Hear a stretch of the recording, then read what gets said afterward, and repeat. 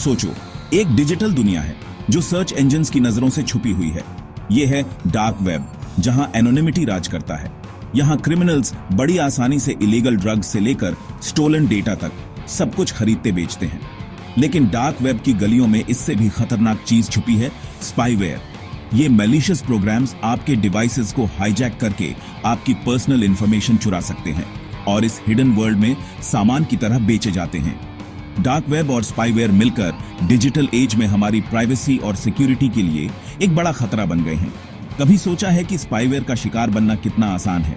सच तो यह है कि जितना आप सोचते हैं उससे कहीं ज्यादा आसान। डार्क वेब साइबर क्रिमिनल्स को ये मलिशियस टूल्स खरीदने, बेचने और फैलाने के लिए एक सुरक्षित जगह देता है, अक्सर अनसस्पेक्टिंग इंडिविजुअल्स और ऑर्गेनाइजेशंस को टारगेट करते हुए।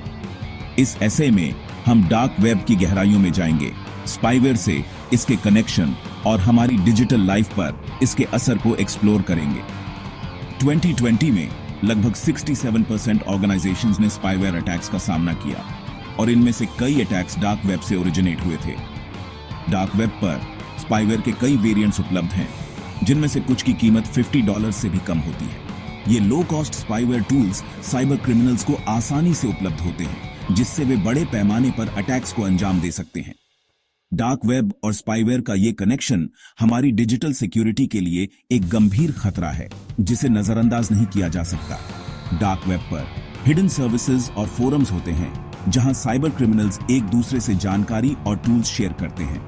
tor ब्राउजर जैसे टूल्स का इस्तेमाल करके ये क्रिमिनल्स अपनी आइडेंटिटी छुपा सकते हैं और आसानी से डार्क वेब पर नेविगेट कर सकते हैं। स्पाईवेयर को अक्सर फिशिंग ईमेल्स, मलिशियस डाउनलोड्स और कॉम्प्रोमाइज्ड वेबसाइट्स के जरिए फैलाया जाता है। एक बार इंस्टॉल्ड होने के बाद स्पाईवेयर आपके डिवाइस की हर एक्टिविटी को मॉनिटर कर सकता है, पासवर्ड्स और सेंसिटिव इंफॉर्मेशन को कैप्चर कर सकता है। ये स्टोलन इंफॉर्मेशन फिर डार्क वेब पर बेची जाती है, जहां से और भी साइबर क्रिमिनल्स इसे खरीद सकते हैं। डार्क वेब और स्पाईवेयर का ये इकोसिस्टम एक विशेष साइकिल बनाता है, जो लगातार बढ़ता जा रहा है और हमारी डिजिटल सिक्योरिटी को खतरे में डाल रहा है। डार्क वेब को समझने के लिए हमें इंटरनेट के स्ट्रक्चर को समझना होगा। इसे एक आइसबर्ग की तरह समझो। ऊपर का हिस्सा जो पानी के ऊपर दिखता है वो है सरफेस वेब। यहीं हम अपनी फेवरेट वेबसाइट्स ब्राउज करते हैं, ऑनलाइन शॉपिंग करते हैं और सोशल मीडिया पर दोस्तों से जुड़ते हैं। सरफेस के नीचे है डीप वेब, इंफॉर्मेशन का एक विशाल भंडार जो स्टैंडर्ड सर्च इंजन्स इंडेक्स नहीं करते। इसमें डेटाबेसेस, एकेडमिक जर्नल्स और पासवर्ड प्रोटेक्टेड कंटेंट शामिल हैं। और सबसे नीचे अंधेरे में डूबा हुआ है डार्क वेब। इस हिडन रियल्म तक पहुंचने के लिए स्पेशल सॉफ्टवेयर चाहिए, जैसे tor ब्राउजर, जो आपके आईपी एड्रेस को छुपाता है और एनोनिमस कम्युनिकेशन की सुविधा देता है। हालांकि डार्क वेब गैर कानूनी नहीं है, लेकिन इसकी एनोनिमिटी इसे क्रिमिनल एक्टिविटी के लिए एक अट्रैक्टिव प्लेटफॉर्म बनाती है। डार्क वेब का स्ट्रक्चर और एनोनिमिटी इसे इलीगल एक्टिविटीज के लिए ब्रीडिंग ग्राउंड बनाते हैं। लेकिन ये हिडन वर्ल्ड स्पाईवेयर को कैसे फैलाता है और हमारी ऑनलाइन सेफ्टी पर इसका क्या असर होता है? सरफेस वेब, डीप वेब और डार्क वेब के बीच डेटा का इंटरैक्शन होता है, जिससे इंफॉर्मेशन का फ्लो और भी कॉम्प्लेक्स हो जाता है। सरफेस वेब पर हम सर्च इंजन्स का यूज करते हैं, डीप वेब पर डेटाबेसेस एक्सेस करते हैं और डार्क वेब पर एनोनिमिटी के साथ ब्राउज करते हैं। ये लेयर्स इंटरकनेक्टेड हैं और एक दूसरे के साथ इंटरैक्ट करती है, जिससे इंटरनेट का पूरा इकोसिस्टम बनता है। डार्क वेब एक ट्रेडिशनल मार्केटप्लेस की तरह काम करता है, बस इसमें क्रिमिनल एलिमेंट ज्यादा है। यहाँ साइबर क्रिमिनल्स डिजिटल दुकानें लगाते हैं और तरह तरह के इलीगल सामान और सर्विसेज बेचते हैं। स्पाईवेयर बदकिस्मती से इस डिजिटल अंडरवर्ल्ड में बहुत बिकता है। ये मार्केटप्लेसेस बेसिक की लॉगर से लेकर जो आपकी हर की स्ट्रोक रिकॉर्ड करते हैं, सोफिस्टिकेटेड सर्वेलेंस टूल्स तक जो आपके डिवाइस के माइक्रोफोन और कैमरा को रिमोटली एक्टिवेट कर सकते हैं, सब कुछ ऑफर करते हैं। कुछ वेंडर्स कस्टम बिल्ड स्पाईवेयर भी ऑफर करते हैं, जो बायर की स्पेसिफिक जरूरतों के हिसाब से बनाया जाता है।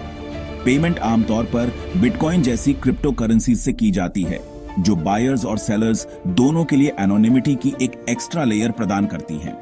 डार्क वेब पर स्पाईवेयर की अवेलेबिलिटी इन पावरफुल टूल्स की एक्सेसिबिलिटी के बारे में गंभीर चिंताएं पैदा करती है। लेकिन ये मलिशियस प्रोग्राम्स आपके डिवाइसेस पर आते कैसे हैं?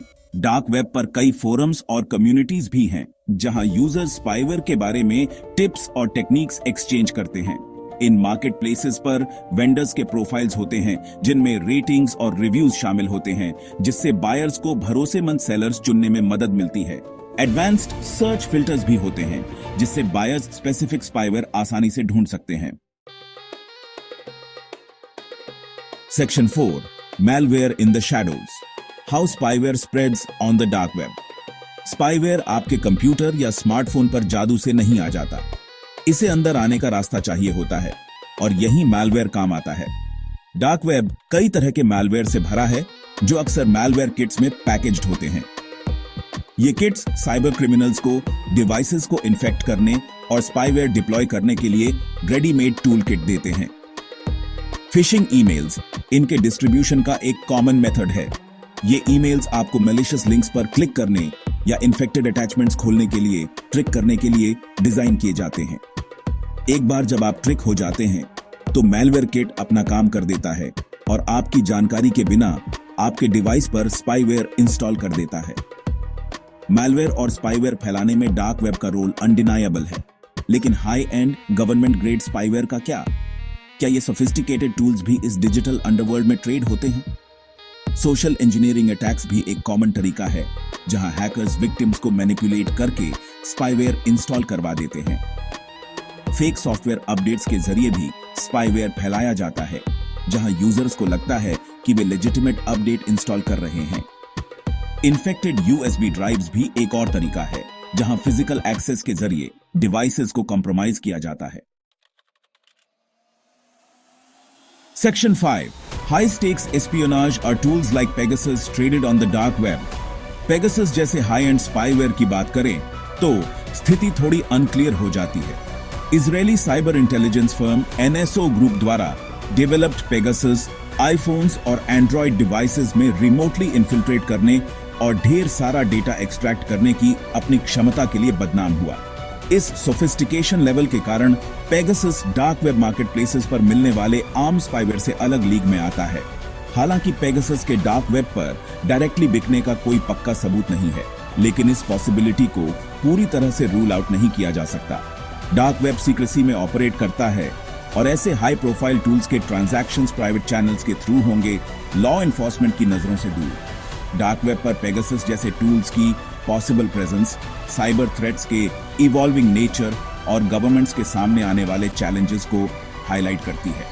पेगासस जैसे टूल्स की ट्रेडिंग सोफिस्टिकेटेड इंक्रिप्शन और एनोनिमिटी टूल्स के यूज से होती है, जिससे ट्रैकिंग और मॉनिटरिंग मुश्किल हो जाती है।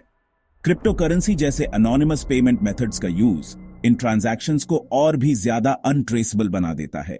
ऐसे टूल्स की प्रेजेंस और trading global cyber security community के लिए एक बड़ा कंसर्न है, जो लगातार इवॉल्विंग थ्रेट्स से निपटने के लिए स्ट्रेटजीज डेवलप कर रही है। Section 6, confronting the shadows, governments and the fight against dark web threats. Spyware के फैलाव सहित डार्क वेब थ्रेट्स के खिलाफ लड़ाई दुनिया भर की सरकारों के लिए एक बड़ी चुनौती है। डार्क वेब की एनोनिमिटी क्रिमिनल्स को ट्रैक करना और उन्हें सजा देना बहुत मुश्किल बना देती है। हालांकि लॉ एनफोर्समेंट एजेंसीज खाली नहीं बैठे हैं। एक अप्रोच में डार्क वेब मार्केटप्लेसेस में इन्फिल्ट्रेट करना, बायर्स या सेलर्स के रूप में पोज करके इंटेलिजेंस गैदर करना और इलीगल एक्टिविटीज में शामिल लोगों के खिलाफ केस बनाना शामिल है। एक और टैक्टिक डार्क वेब को सपोर्ट करने वाले इंफ्रास्ट्रक्चर को डिसरप्ट करने पर फोकस करती है, जैसे सर्वर्स को सीज करना और क्रिमिनल पर्पसेस के लिए इस्तेमाल होने वाली वेबसाइट्स को बंद करना। गवर्नमेंट्स ने डेडिकेटेड साइबर यूनिट्स और टास्क फोर्सेस भी स्थापित किए हैं, जो एक्सक्लूसिवली डार्क वेब थ्रेट्स को एड्रेस करने के लिए काम करते हैं। डार्क वेब थ्रेट्स के खिलाफ लड़ाई जारी है और इसके लिए एक मल्टीफैसेटेड अप्रोच की जरूरत है, जो law enforcement efforts, technological advancements और इंटरनेशनल कोऑपरेशन को कंबाइन करे। कई देशों ने इंटरनेशनल ट्रीटीज और अग्रीमेंट्स पर भी हस्ताक्षर किए हैं ताकि ग्लोबल लेवल पर डार्क वेब थ्रेट्स को इफेक्टिवली कॉम्बैट किया जा सके। जैसे जैसे टेक्नोलॉजी इवॉल्व होती रहेगी, वैसे वैसे क्रिमिनल्स और उन्हें सजा देने वालों दोनों के मेथड्स भी इवॉल्व होते रहेंगे।